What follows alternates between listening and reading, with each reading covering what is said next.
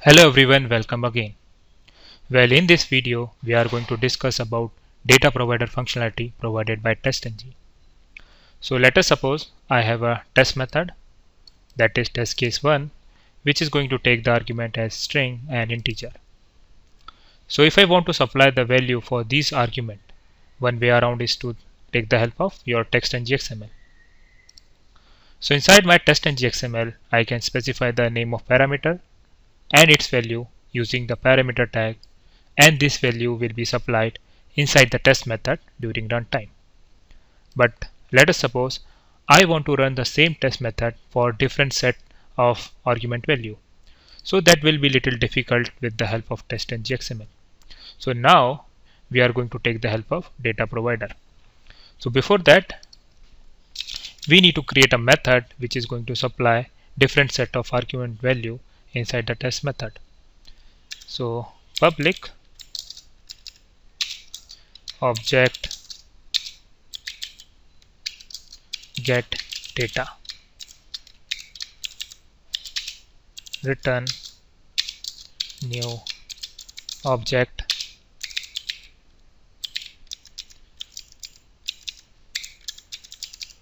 one comma one, and with this method I need to use the annotation data provider and I need to specify the name. So that can be done with the help of name attribute. So now this is your general syntax for creating a data provider method. This method will take care of supplying different set of argument value inside our test method. So the access specifier should be public, it should return an 2D object array, and you need to use the annotation data provider and provide the along with the name attribute. So using this name attribute, we are going to use this data provider method for our test method. So let us suppose I'm going to provide some value. So object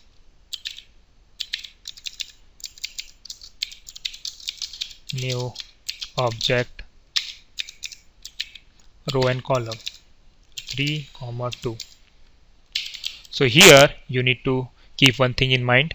The row represent the number of call you want to make to the test method. For example, here I have 3 as a row number, number of rows as 3. So it is going to call this test case 1 method thrice, and the column represent the number of argument. So here as you can see that we have 2 column, so the argument inside the test method is 2. So let us suppose I have one more argument. So this time I need to make the column as 3. Okay, so 2. So again, the row represent number of calls you want to make to test method, and column represent the number of arguments. So here I am going to put some value inside the object array. So 0 0 equal to string 1, 0 1 will be your integer value. So 1 2 3, and similarly for other indexes. So this will be 2 0 2 1, 1 0 1 1 2 0 2 1, and this will be string 2 3 2 1, this will be string 3, and let's say 4 5 6, and after that I need to return this object array, the obj. Okay, now in order to use this data provider inside our test case method, we need to take the help of attribute called data provider, and here we need to specify the data provider name. So we need to specify this name. So here data, and I need to specify this name over here. So let me run this. So just do a right click, run as testng. So if you look at the console, as you can see that it has printed string 1 1 2 3, string 2 null, string 3 4 5 6. So let me see that why it is coming null here. Okay, this will be 1 1, not 2 1.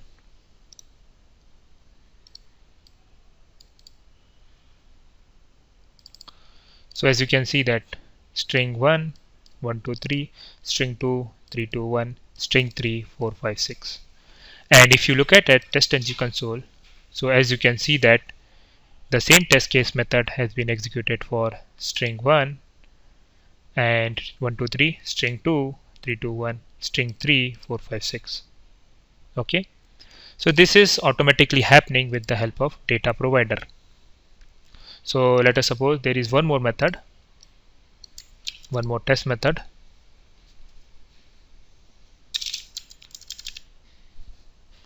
and let's say it is your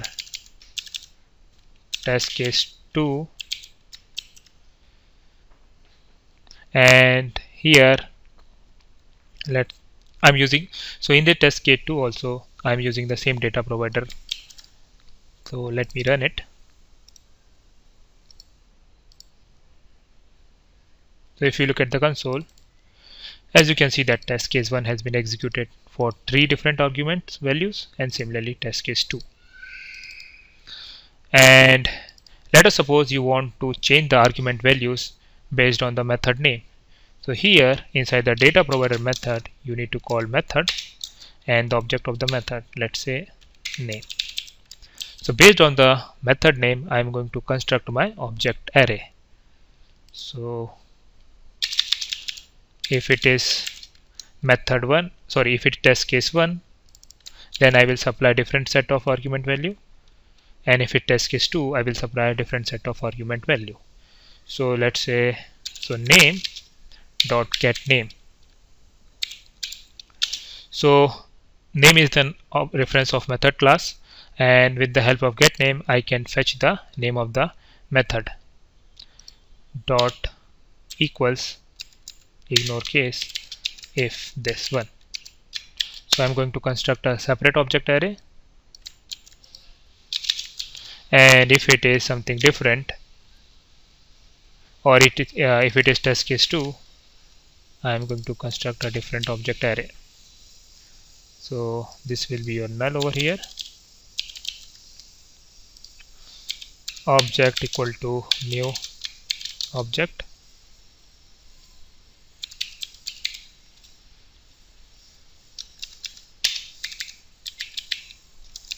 so let's say 2 comma 2, and this will be the value inside the 2D object array. And for this one, let's say I want to call the test case 2 thrice, so the number of row is 3 here over here, and the value, let's say ABC 1, CDE 2, FGH, and this will be 3. And at the end I'm going to return the 2D object array.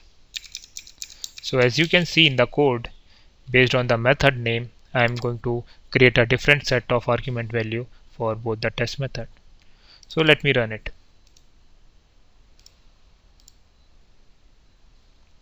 So if you look at the testng console, as you can see that test case 1 has been executed for string 1, string 2, whereas test case 2 has been executed for ABC, CD, and FGH. So in this manner you can create a separate object array inside the data provider for different test method. Now let us suppose so here we can say that your data provider method and test case method both are in same class. It is also possible that your test method can be in different class and data provider can be in different class. So for example, here I had one more class, and let me call it as test case, or let me call it test data, and I'm going to move this method from here to this one. So now it is using the same data provider, but the problem here is that how do this particular test will know where the data provider is that? Because here it can easily figure out that this data provider method is locally in the same class. So for that we need to specify the class where the data provider method is there. So for that we need to use data provider class attribute, and here we need to specify the class where our data provider is present. Dot class. Okay. So if I run it, so if you look at the console, we are getting an exception over here. The reason why it is there, so whenever you are accessing your data provider method across the class, at that time you need to make the data provider method as static. So now if I run it,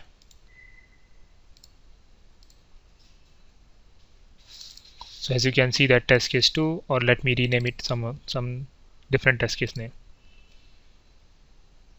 Let me make it test case 3. Now if I run it,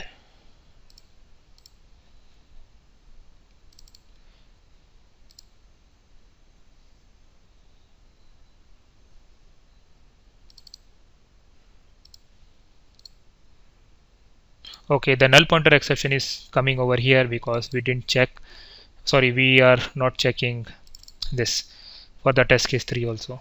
So I'm going to copy this piece of code over here.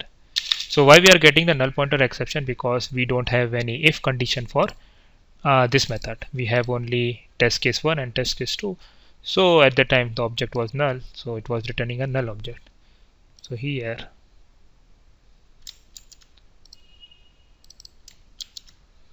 so string, let's say test case 3 test case 4 test case 5, and now let me run it once again.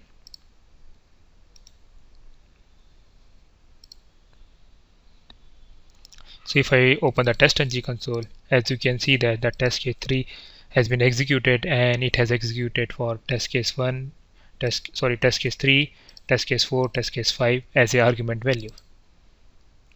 So in this manner you can take the help of data provider to supply different set of argument value to the test method. And if you want to use across classes, means data provider method is in some different class and your test method is in different class, there at that time you need to take the help of data provider class along with the data provider name, and also you need to declare the data provider method as static. So in this way you can use the data provider functionality of testng. So that's all for this video, and thanks for watching.